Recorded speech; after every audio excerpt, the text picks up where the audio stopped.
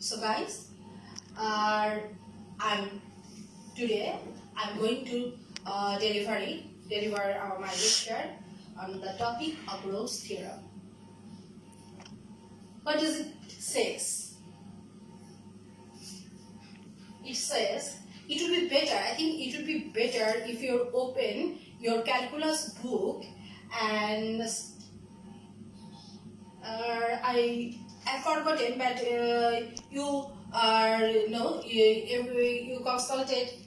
you consult many writers' books, so I can't mention the exact page number, but I can mention the chapter, Rolle's theorem. It would be very helpful to you if you open the Rolle's theorem chapter.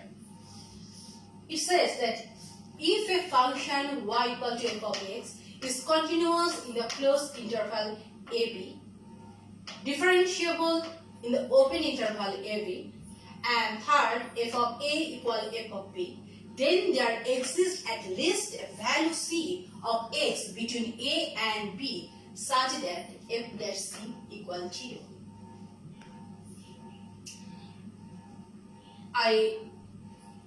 For your ease, I translated in Bengali that ধরি y is the function of x যদি হয় তাহলে কি হবে, সে continuous হবে a b এর close interval. Close interval মানে তোমরা সবাই জানো a b সহ তার ভিতরে যতগুলো পয়েন্ট আছে প্রত্যেকটা বিন্দুতে সে কি হবে, অবিচ্ছিন্ন হবে। তারপরে সে ডিফারেন্সিয়েবল হবে open interval of ab। That means that excluding a and b, that every point between a and b it is differentiable, মানে a b ছাড়া a b এর মধ্যে যতগুলো বিন্দু আছে তার প্রতিটি বিন্দুতে সে ডিফারেন্সিয়েবল হবে। তারপরে বলতেছে f of a equal to b, যদি তুমি এটা a আমার লোয়ার লিমিট হয় b আমার আপার লিমিট হয়, তাহলে সে প্রান্ত বিন্দু দ্বয়ে ফাংশনটির প্রান্তিক মানদ্বয় পরস্পর সমান। তার মানে ফাংশনটির প্রান্তিক মানদ্বয় পরস্পর সমান। যদি তাই হয়, তিনটা কন্ডিশনকে সে যদি function y equal to f of ফাংশনকে ফুলফিল করে, তাহলে কি বলবে, তাহলে সেখানে অবশ্যই একটি পয়েন্ট হবে x equal to c যেখানে f dash c equal to 0। এটা ফাংশনটা স্টেটমেন্ট। এখন আমরা প্রুফে যাই।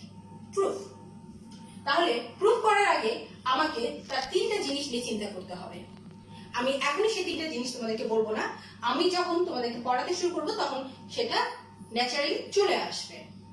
Since y equal to f of x continuous in the closed interval ab, so that the function has maximum or minimum or both the values in the closed interval of ab, বলছে যে ফাংশনটা যদি ab এর closed ইন্টারভ্যালে continuous হবে, অবিচ্ছিন্ন হয়, তার মানে ab এর প্রতিটি বিন্দুতে ফাংশনটি ডিফাইন্ড হবে। ডিফাইন্ড মানে কি, কোন ফাংশন ডিফাইন্ড হওয়ার মানে তার রিয়েল ভ্যালু থাকবে। রিয়েল ভ্যালু মানে থাকলে খুবই স্বাভাবিক, তার কিছু গরিষ্ঠ মান থাকবে, কিছু লঘিষ্ঠ মান থাকবে। ওকে, then it says let the maximum and the minimum values of y equal to f of x is capital letter M and small letter m respectively. অবশ্যই আমরা এখন ধরে নিচ্ছি যে ম্যাক্সিমাম ভ্যালু আছে ফাংশনটার, মিনিমাম ভ্যালু আছে, এবং সেই ম্যাক্সিমাম ভ্যালুটাকে আমি ক্যাপিটাল লেটার m দ্বারা এবং স্মল লেটার m দ্বারা যথাক্রমে চিহ্নিত করছি। নাও এখন কেস শুরু হলো। প্রথম কেস হচ্ছে লঘিষ্ঠ মান এবং গরিষ্ঠ মান দুটি পরস্পর সমান। সেখানে বলছে নাও n ইকুয়াল m, এইটা একটা কন্ডিশন। আরেকটা কন্ডিশন বলছে m ইকুয়াল নট m। এখানে বলছে গরিষ্ঠ মান এবং লঘিষ্ঠ মান সমান। কখন গরিষ্ঠ মান লঘিষ্ঠ মান সমান হবে, যখন ওই ফাংশনটার প্রত্যেকটা পয়েন্টের ফাংশনাল ভ্যালুগুলো প্রত্যেকটা পয়েন্টের ফাংশনাল ভ্যালুগুলো পরস্পর সমান হবে। তার মানে ফাংশনটা কি y equal to f of x, মানে প্রত্যেকটা কোটি পরস্পর সমান হয়ে যাবে। আর দ্বিতীয়টা বলছে কি m ইকুয়াল নট m, তার মানে লঘিষ্ঠ মান এবং গরিষ্ঠ মান সমান হবে না। হয় ফাংশন দুটি লঘিষ্ঠ মান থাকতে পারে, গরিষ্ঠ মান দুটোই থাকতে পারে, কিন্তু তারা কখনো সমান হবে না। সো আমরা এখন প্রথম কন্ডিশনটাকে ধরবো n ইকুয়াল টু m, তার মানে লঘিষ্ঠ মান এবং গরিষ্ঠ মান maximum value and minimum value যখন ইকুয়াল।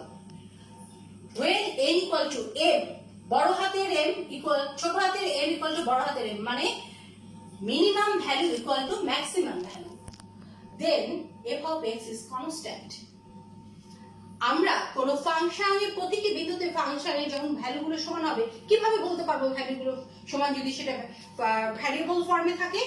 যেমন এইখানে আমি একটু দেখাচ্ছি, ধরো যে কোনো ধরো x equal to let's c dash এবং x equal to c double dash বিন্দুতে, এই বিন্দুতে ফাংশনটার ভ্যালু হচ্ছে x স্কয়ার প্লাস 1 এবং এই বিন্দুতে ফাংশনটার ভ্যালু হচ্ছে x square, sorry guys the light the is very obscure. X square plus 2, we can't say x square plus 1 equal to x square plus 2 equal, because we don't know the value of x square. We can't say that. It must be in the constant form. এটা অবশ্যই একটি ধ্রুবক ফর্মে আসতে হবে, ফাংশনটা অবশ্যই একটি ধ্রুবক ফাংশন হতে হবে। ধ্রুবক ফাংশন হতে হলে তার কনস্ট্যান্ট মান থাকতে হবে। ধ্রুবক ফাংশন মানে হয়তো 3 ইকুয়াল টু তুমি 3 বলতে পারো, 3 ইকুয়াল টু 3 বলতে পারো, 4 ইকুয়াল টু 4 বলতে পারো, তুমি বলতে পারো না x square equal to x cube. So আমরা বলতে সেই জন্য এখানে বলতেছে যখন n ইকুয়াল ছোট হাতে m ইকুয়াল টু বড় হাতে m হবে, দেন f of x অবশ্যই একটি কনস্ট্যান্ট হবে। That means the constant function. In this case, f dash x equal to 0. যে কোনো কনস্ট্যান্টের ডিফারেন্সিয়েশন কি হবে? 0 হবে। তাহলে অবশ্যই f dash x equal to 0 হবে, এইভাবেই 0 হবে। এই যে যদি f of x equal to c হয়, ওর যদি একটা কনস্ট্যান্ট ভ্যালু হয়, তাহলে তোমরা কি বুঝতে পারছো না f of f dash x equal to 0, যেহেতু c একটা কনস্ট্যান্ট অতএব তার ডিফারেন্সিয়েশন 0, অতএব f dash x equal to that implies এখন আমি x এর পরিবর্তে কি বসাই দিব? c, কারণ x equal to আমি c ধরেছিলাম, f of x equal to c বিন্দুতে c টা কনস্ট্যান্ট ধরেছিলাম, sorry f of x equal to c হবে না, আমার হবে f of x equal to c হবে, আমি এখন বলতে পারি f of c equal to 0, f dash c equal to 0, এবং this c is lies between a and b, এবং এটি a b এর মধ্যে থাকবে, যেখানে আমি এই যে এইটা দ্বারা প্রমাণ লিখে দিছি। এখন আমি সেকেন্ড কন্ডিশনে চলে যাচ্ছি, যখন লঘিষ্ঠ মান m equal to not m, ছোট হাতের m equal to not বড় হাতের m, that means লঘিষ্ঠ মান equal গরিষ্ঠ মান পরস্পর সমান না, then there exists at least a point c between a and b, তাহলে অবশ্যই a b এর মধ্যে অবশ্যই একটি বিন্দু c থাকবে যেখানে f of c equal to m, f of c equal to m, তার মানে আমি কোন মানটাকে নিয়েছি? তার মানে আমি লঘিষ্ঠ মানটাকে নিয়েছি। That is f of c is the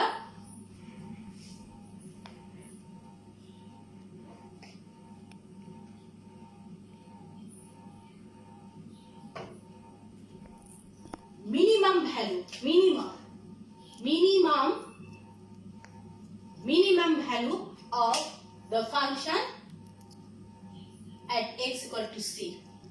x equal to c বিন্দুতে f of c equal to m, that means এটা মিনিমাম ভ্যালু মানে লঘিষ্ঠ মান ফাংশনটা।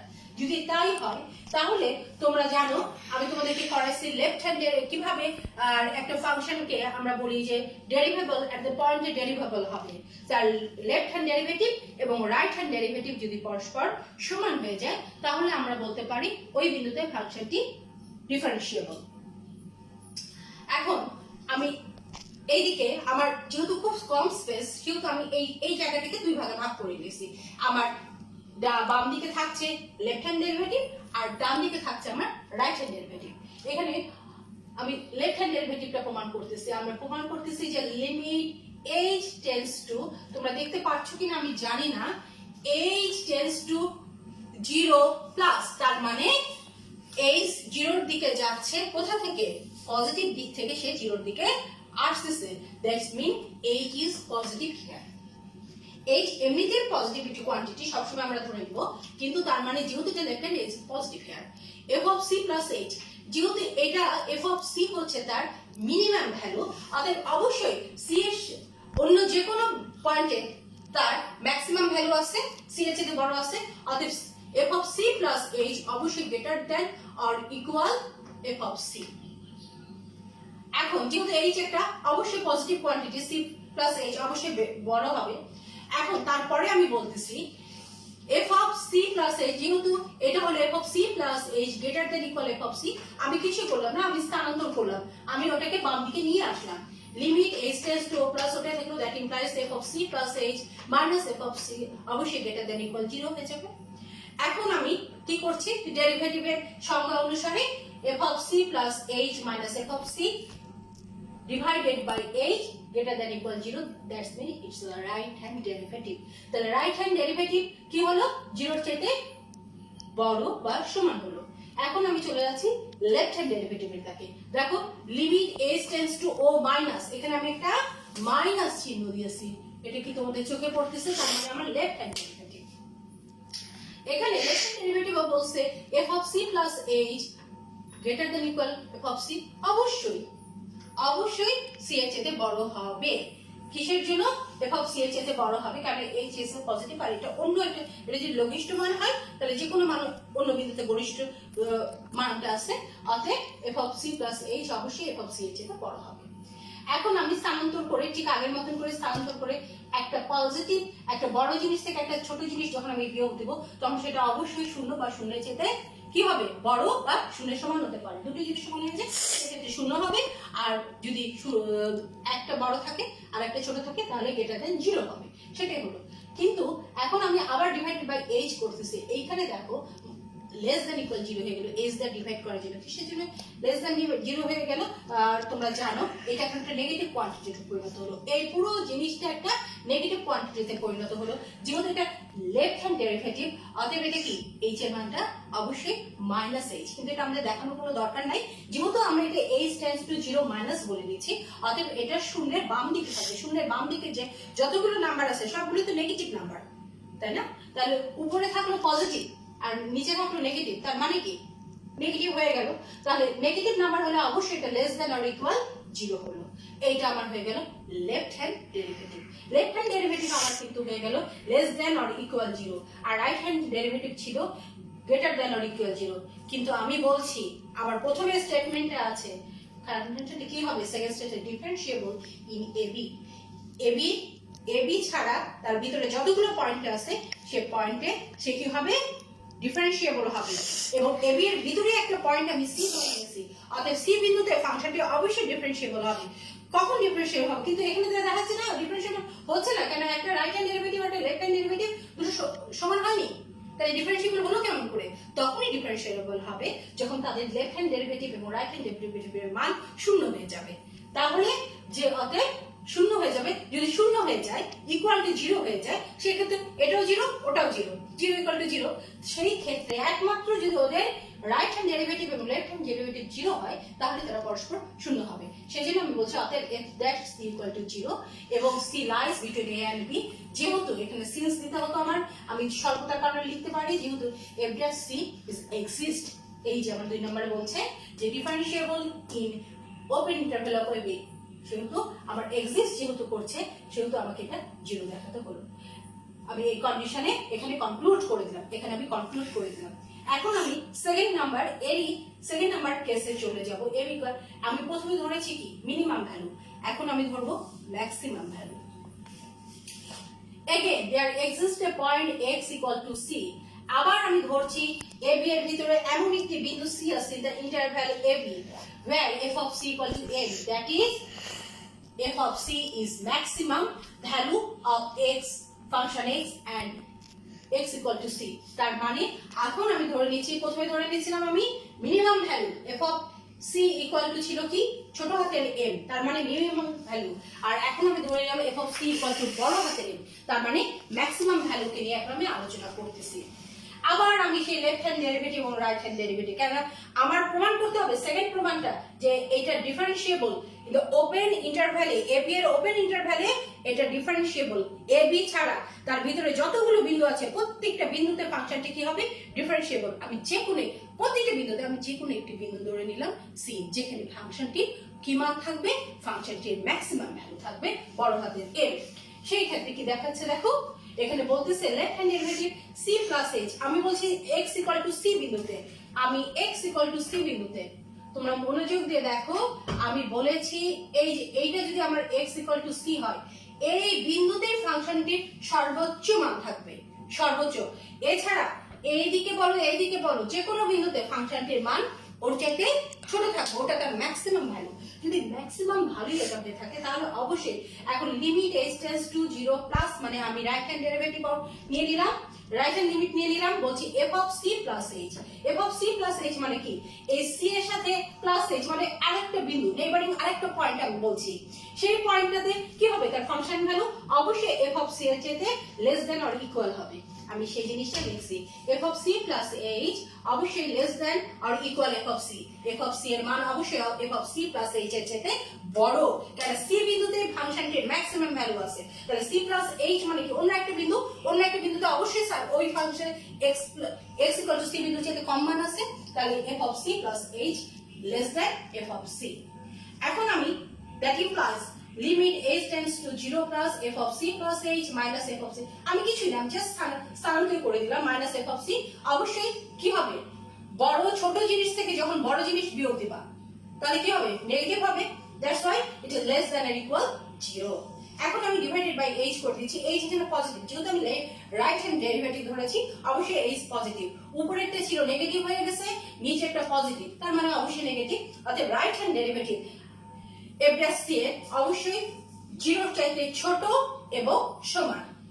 এখন আমি চলে গেলাম লেফট হ্যান্ড ডেরিভেটিভের কেসে।